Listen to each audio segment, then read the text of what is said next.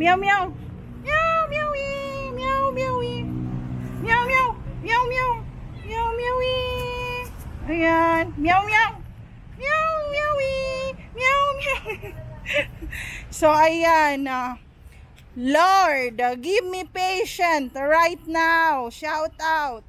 Ayan, wala siyang plate number and just said, Lord, give me patience right now. So ayan. Maraming na-depress sa COVID, sa lahat ng mga taong nakita nila na nawala at iniwan sila sa panahon, tumataas ang ekonomiya ngayon.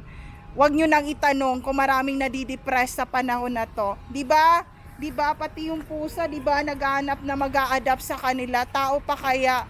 So eto, papasok na tayo ng UP.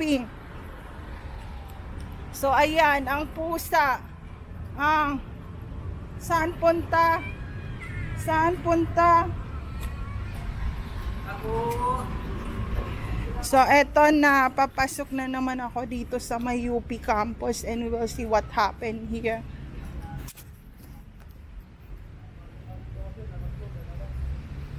Meron lang akong ipapakita. Nag-ano ako, basa yung yung nag-white shoes ako, tapos basa yung grabe tingnan mo yung putik ko. Grabe nag-white shoes ako. Dati nung high school ako, wala akong white shoes. And then kwentuhan muna tayo konti. Aray ko. So nung high school ako, wala akong white shoes. Ang kailangan sa school ay white shoes. So wala akong white shoes sa school, sa PE, every weekend PE uniform.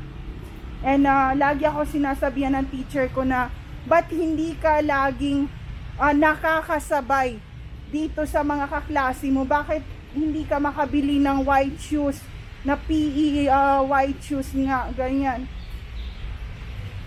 Sabi ko, sa ilog lang naman kami nakatiran. Swerte ko pa nga sa dami ng mga bata sa ilog, ako lang nakapasok dito sa private school. Pero hindi ko hinihingi ang pang tuition ko. Pera ko naman tong tuition na to, ganyan. Biglang nawala yung mga yung statement of account ko ng mga tuition. Sabi ko, sino kayang kumuha nun?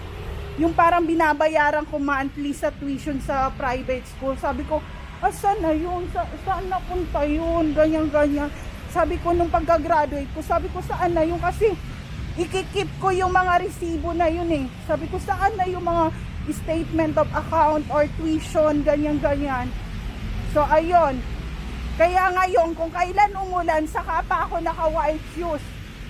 Ang hirap noon, hindi ang sapatos ko galing sa palengke, hindi white shoes, hindi makasabay doon sa and hanggang hindi na ako napapansin ng teacher na okay, magkakalahati na ng taon, wag na magpalit ng sapatos, yan ang suotin mo. Lahat sila naka-white shoes nung time na yon.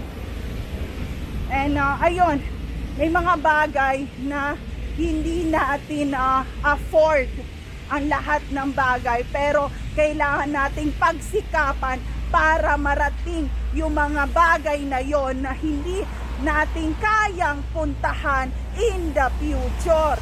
So ito yung view dito.